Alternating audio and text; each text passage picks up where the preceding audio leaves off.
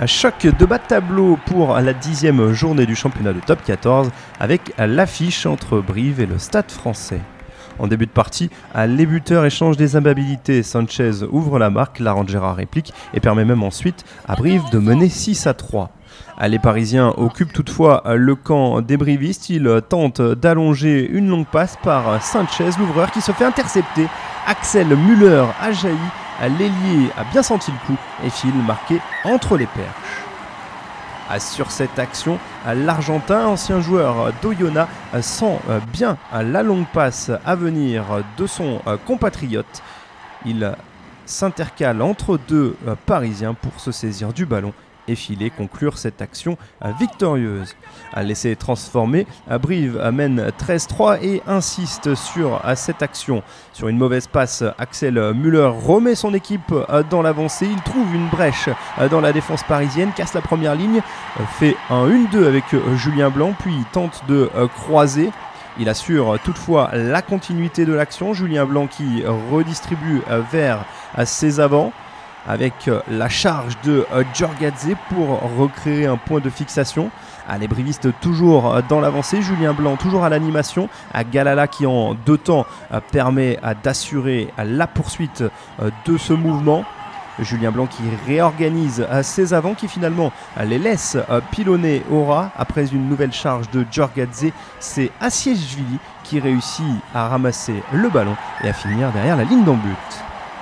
Deuxième essai pour Brive, 20-3 après la transformation signée Thomas Larangera. On revoit le départ de cette action avec Axel Müller, le 1-2 en compagnie de Julien Blanc. Et quelques instants plus tard, ce sont les avants qui viennent au relais pour conclure cette action collective. Brive domine, mais le Stade Français réagit en supériorité numérique après le carton jaune en faveur d'Axel Müller. Les joueurs du Stade Français prennent la mêlée et filent rapidement sur l'aile gauche.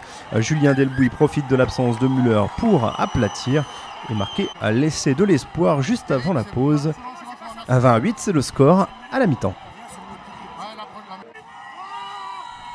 Dans le deuxième acte, les joueurs du Stade Français continuent d'insister sur le secteur de la mêlée fermée. Derrière l'une de ces avancées du pack, le Stade Français envoie Ficou fixé, Hall décale Segons qui trouve Kylian Hamdaoui intercalé et c'est de l'arrière du Stade Français.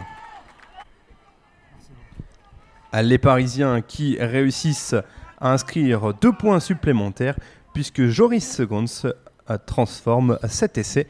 23-18, le Stade Français est revenu sur les basques des brivistes. Mais en fin de partie, les joueurs du Stade Français se mettent à la faute sur cette touche. Mathieu De Giovanni emmène Saïd Ireche au sol. Pénalité en faveur des Corésiens. Le capitaine Saïd Ireche fait signe les perches.